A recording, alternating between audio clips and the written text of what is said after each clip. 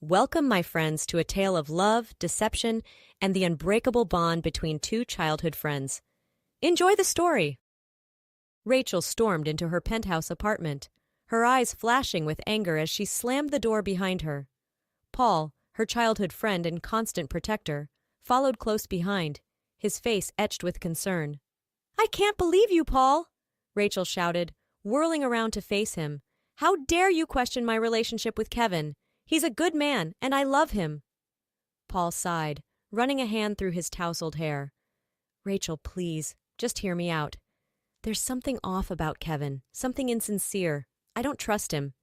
Rachel scoffed, her lips curling into a sneer. "Oh, so now you're an expert on relationships? Last I checked, you were still single and pining after that barista at the coffee shop." Paul flinched, hurt flashing across his face. "That's not fair, Rachel. I'm just trying to look out for you. You barely know this guy, and you're already talking about marriage?" Rachel's eyes narrowed, her voice dropping to a low, dangerous tone. "I don't need you to look out for me, Paul. I'm a grown woman, and I can make my own decisions. Maybe instead of worrying about my love life, you should focus on finding a bride for yourself." Paul's jaw clenched, his eyes hardening with determination. "Fine. If that's how you feel, then I will. I'll find someone who appreciates me, someone who doesn't take me for granted like you do." With that, he turned on his heel and stalked out of the apartment, leaving Rachel standing alone in the middle of the room, her heart racing with a confusing mix of anger and regret. Rachel stood in front of the mirror, smoothing down the sleek red evening gown that clung to her curves like a second skin. She had spent hours at the boutique, trying on dress after dress, determined to find the perfect one for her engagement party. She wanted to impress Kevin's mother, Anna, who had just arrived in town for the celebration. Rachel knew how much Kevin adored his mother, and she was determined to win her approval.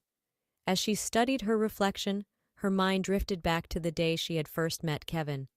She had been at her favorite parkour training ground, practicing her jumps and flips, when she had accidentally knocked into him, sending them both tumbling to the ground.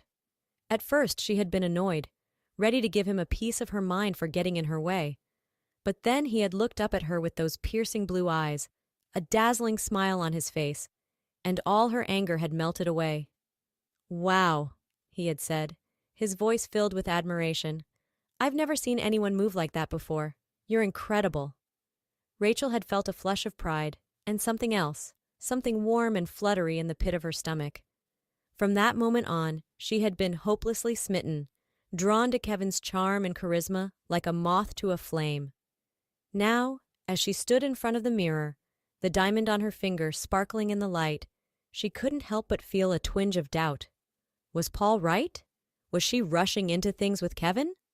She shook her head, pushing the thought away. No, she loved Kevin, and he loved her. That was all that mattered. With a final glance at her reflection, Rachel grabbed her clutch and headed out the door, ready to face the world with her head held high. Rachel sat at a corner table in the cafe, her hands wrapped around a steaming mug of coffee as she watched the world go by.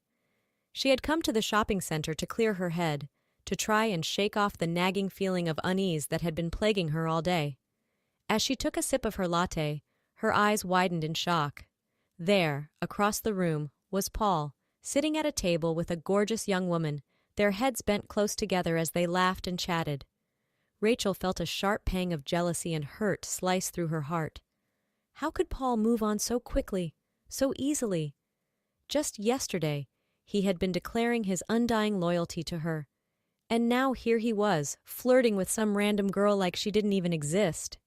She pushed back from the table, her coffee forgotten as she grabbed her purse and rushed out of the cafe, hot tears stinging the corners of her eyes. When she got home, the house was quiet, the only sound the soft ticking of the clock on the wall. Rachel moved through the rooms like a ghost, her mind numb with shock and betrayal. As she passed by the kitchen, she heard the murmur of voices coming from inside. Curious, she pressed her ear to the door, straining to make out the words. "Can't believe how easy it was," Kevin was saying, his voice filled with smug satisfaction.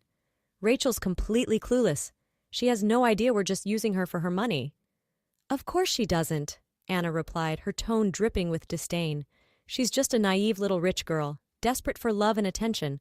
Once you get her to sign over her wealth to us, we'll be set for life. Rachel felt the blood drain from her face, her heart pounding in her chest as the truth slammed into her like a freight train. Kevin and Anna were con artists, just like Paul had warned her. They had never loved her, never cared about her at all. She stumbled backwards, her hand pressed to her mouth to stifle the sob that threatened to tear from her throat. She had to get out of there, had to escape before they realized she had overheard their cruel plot. Quietly, she slipped out the back door, her mind reeling with shock and betrayal as she ran blindly into the night. Rachel climbed over the fence of the parkour training ground, her heart pounding in her chest as she landed on the other side. She had come here on instinct, drawn to the one place where she had always felt strong, in control.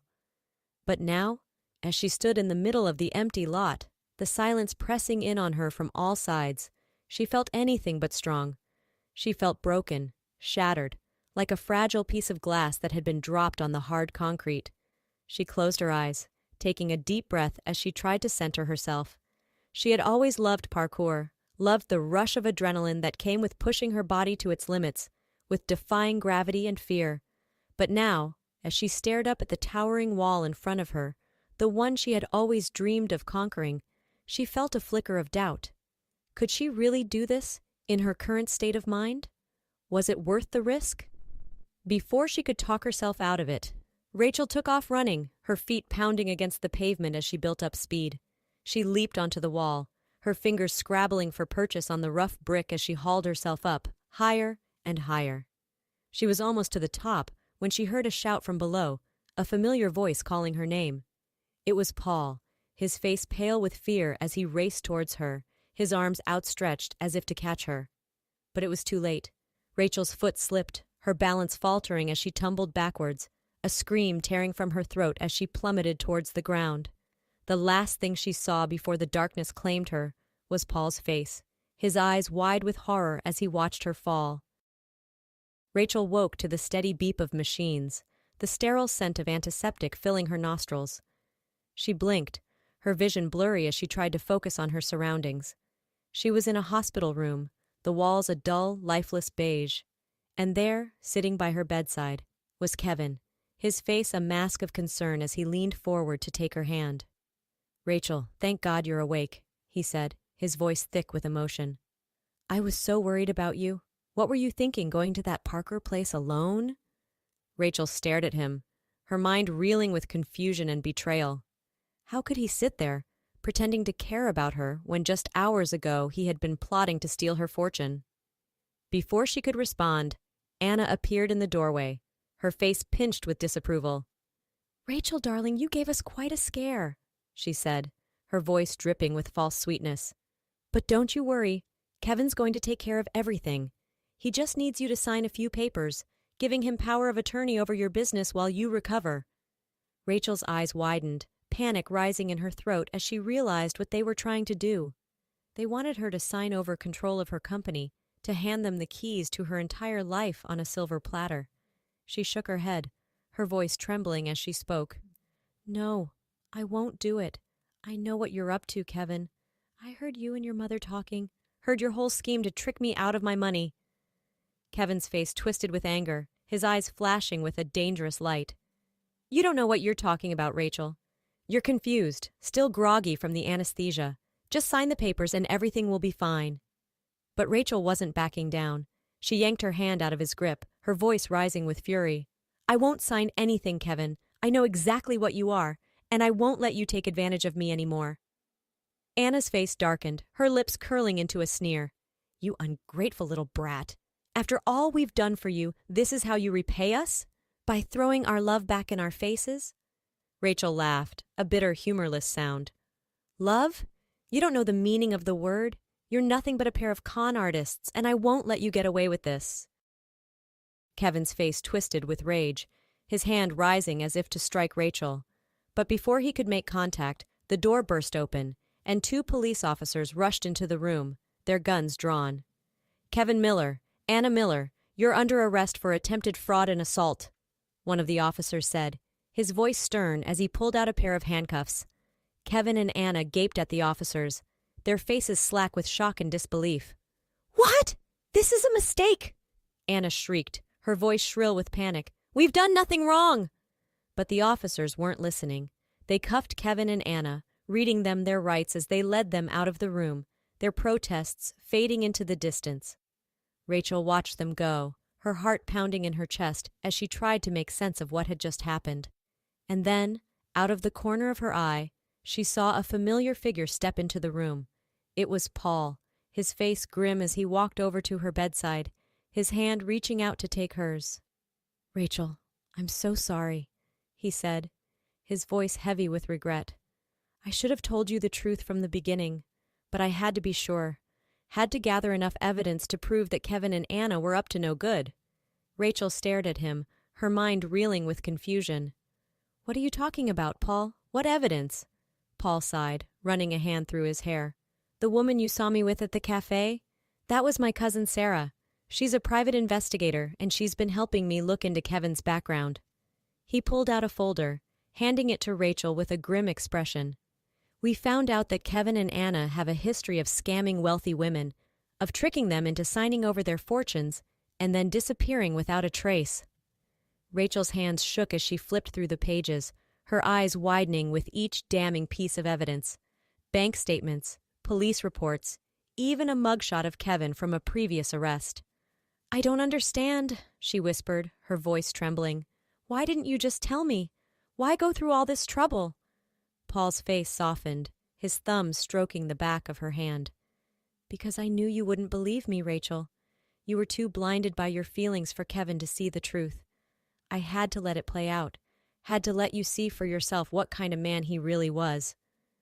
Rachel felt tears prick the corners of her eyes, a lump rising in her throat. "I'm so sorry, Paul.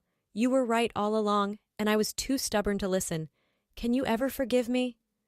Paul smiled, his eyes crinkling at the corners. "There's nothing to forgive, Rachel. You're my best friend, and I'll always be here for you, no matter what." Rachel lay back against the pillows, her mind still foggy from the pain medication. She looked over at Paul, who was sitting by her bedside, his face etched with concern. "I still can't believe it," she murmured, her voice slurring slightly. "Kevin and Anna, con artists. How could I have been so stupid?" Paul shook his head, his hand tightening around hers. "You're not stupid, Rachel. You're one of the smartest, most capable women I know. They took advantage of your kind heart, your desire to see the best in people." Rachel sighed, a wry smile tugging at the corners of her mouth. "Well, I guess I learned my lesson the hard way. From now on, I'm going to be a lot more careful about who I let into my life." She looked over at Paul, her eyes narrowing suspiciously. "Speaking of which, what exactly did I say while I was under the influence of all those drugs? I have a vague memory of something about you being my knight in shining armor." Paul grinned, his eyes twinkling with mischief. "Oh, you said a lot of things, Rachel. Something about how you've always been in love with me, how you can't imagine your life without me." Rachel's face flushed, her cheeks burning with embarrassment. "I did not say that! You're making it up!"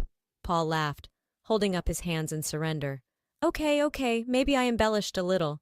But you did say that I was the best friend you've ever had, and that you don't know what you'd do without me." Rachel smiled, her heart swelling with warmth and affection.